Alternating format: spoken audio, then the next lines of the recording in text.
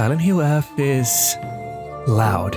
Even in its title, the F resembles the note F, a loud resounding sound that in occultism is said to represent the sound of nature. That theme is already prominent in this entry, even before the game's release. Is in the trailers, the marketing, and so on. Or maybe the F stands for friends, family, maybe fate. This sums up much of the game. It is loud, consistently throwing breadcrumbs to either guide or deceive you. A complex, chaotic story spirals into madness hour by hour with symbolism spread across its monsters, art direction, files, and puzzles. The subtlety here feels deeper than in previous entries. You can see it, but also hear it in the details. For example, alcohol bottles scattered throughout the town symbolize one of the darkest nightmares that plagued Hinako's life. With a keen eye, you find intriguing and yet disturbing clues about the hell she's destined to endure. It's everywhere, in the corners of the streets, and even the faded sounds that, for a moment, break the town's silence.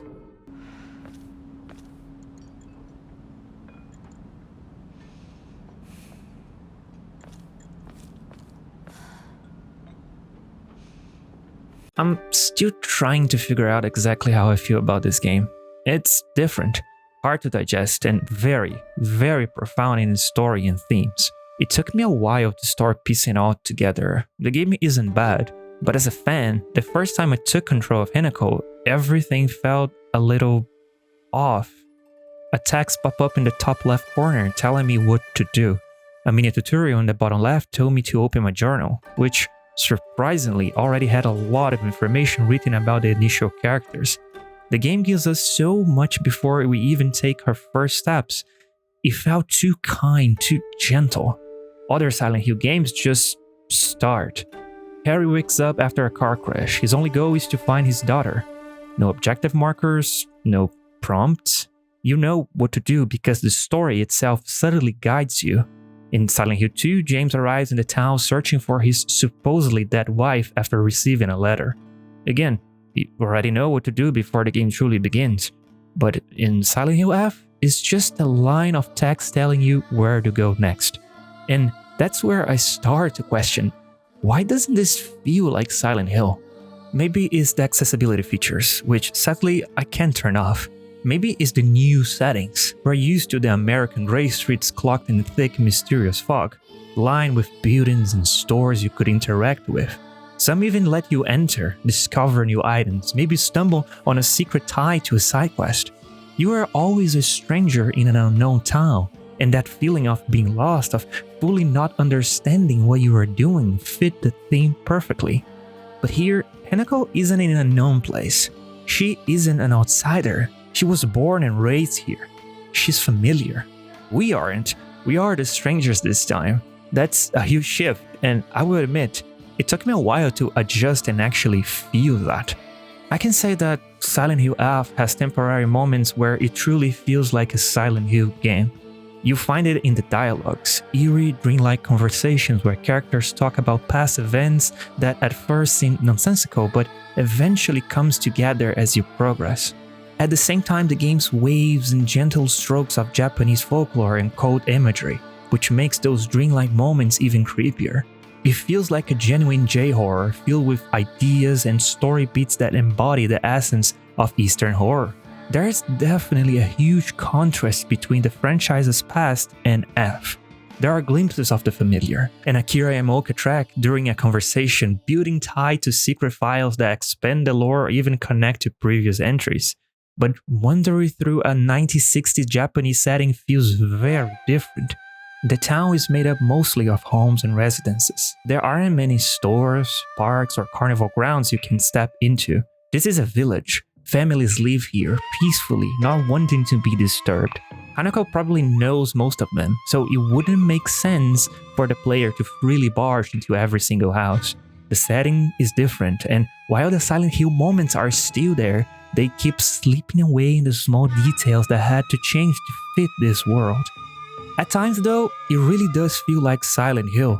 Wandering the fog, fighting monsters while trying to decode their meaning. Some enemies are obvious in their symbolism, while others foreshadow Hanako's story. Exploration is rewarding too. Items are well hidden, blending into the environment instead of popping out. But absence of the radio leaves a void, Without it, the tension skyrockets as enemies can leap from corners or even rooftops. You're never truly safe, not even when climbing a staircase. And then, supporting those moments is one of the most beautiful soundtracks in the series. Once again, composed by the legendary Akira Yamaoka, but this time joined by new collaborators, composers who seem to have worked closely with the game's writer, Yukishi 07.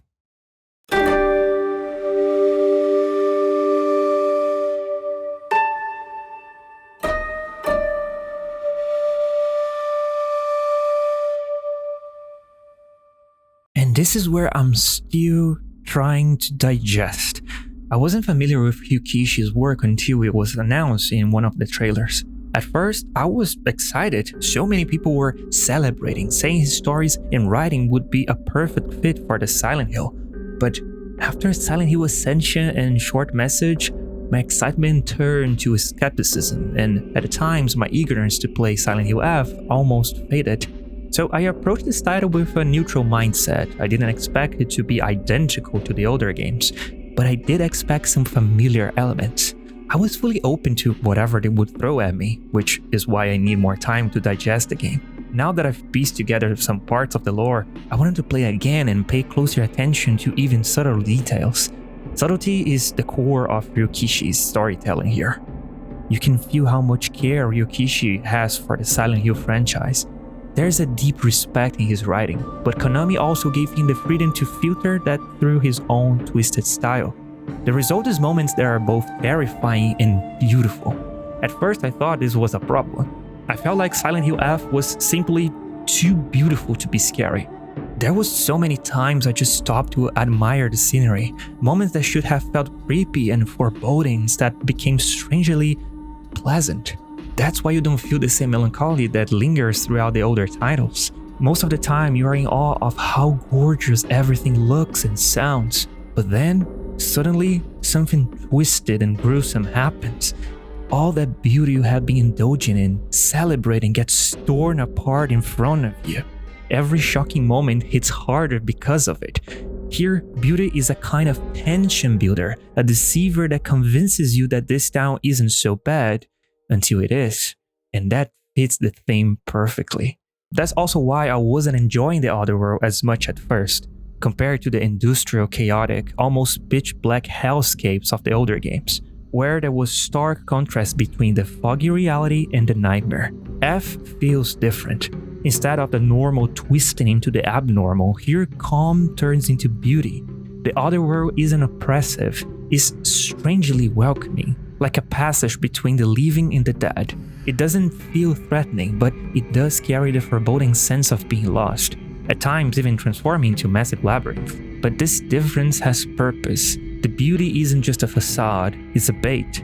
It lures Hanako into believing she's safe if simply follows the path laid before her, the predetermined path of her first playthrough. Much of the level design gives you the illusion of agency. Maybe if you turn left instead of right, something will change. But nothing ever does. Everything is already decided. You can't escape fate, and that theme inevitably runs deep through the game. The subtlety isn't just in the monsters or the puzzles, it's in every design choice, every step the game asks you to take.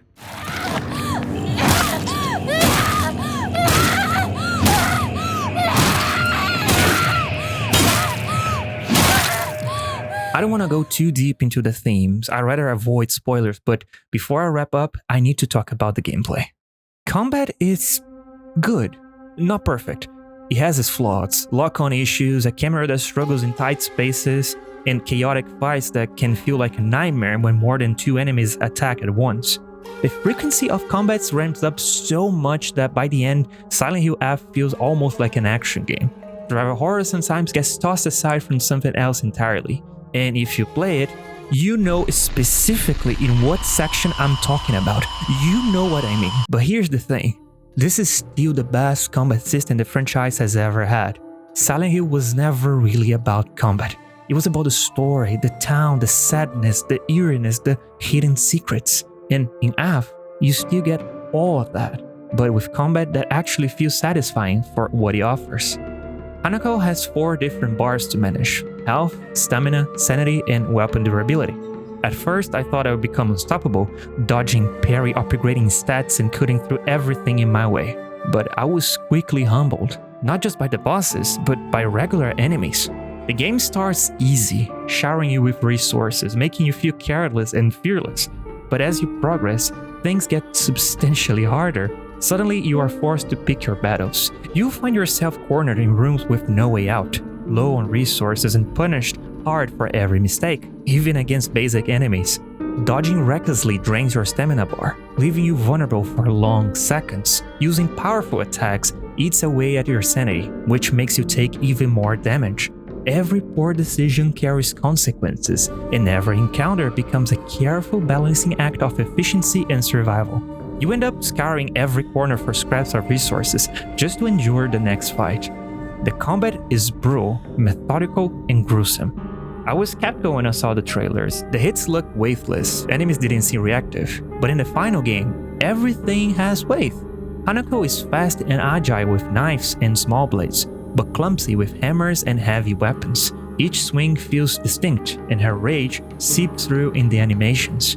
You hear and feel every hit, enough to make combat rewarding despite its flaws.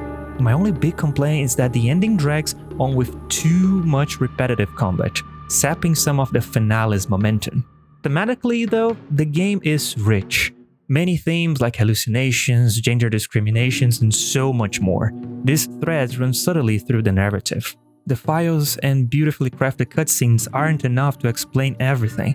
The story consistently walks a thin line, giving you too much and not enough at the same time. I never truly figured anything out. Just when I thought I understood, the game would drop another bomb that shattered my theory. It demands attention, but it rewards it with that intoxicating feeling that you are onto something, until the credits roll, leaving you shallow, uncertain, and desperate to keep piecing things together. Like I said earlier, this game is loud. It echoes in your head long after you put it down. I catch myself thinking about it constantly, trying to connect the dots. Sometimes I love it.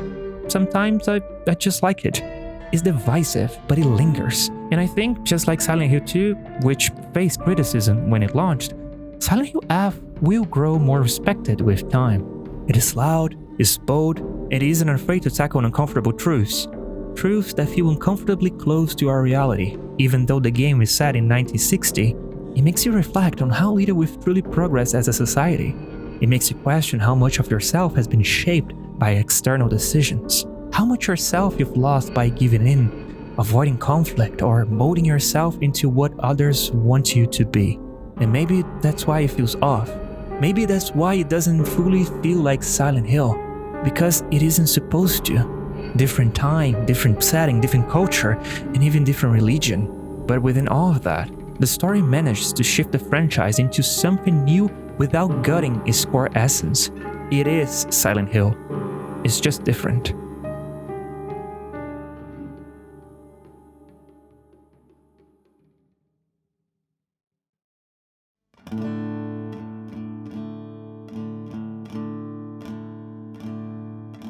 This video was just me trying to figure out exactly how I feel about the game. I'm starting a second playthrough, and I know my experience and feelings towards this title will evolve. This was just a short video, a way to share my thoughts with the community and to hear how everyone feels about this big shift for Silent Hill. I will make another much longer video once I 100% the game, since long-form video essays are the real focus of my channel. For now, I just wanted to talk about my first impressions, to test the waters, and to say my thoughts out loud so I can better understand what this game represents to me, and how I truly feel about it. That's it for today. Let's keep the discussion going to the comments, always, of course, with respect. Let me know if you love it, hate it, agreed or disagree.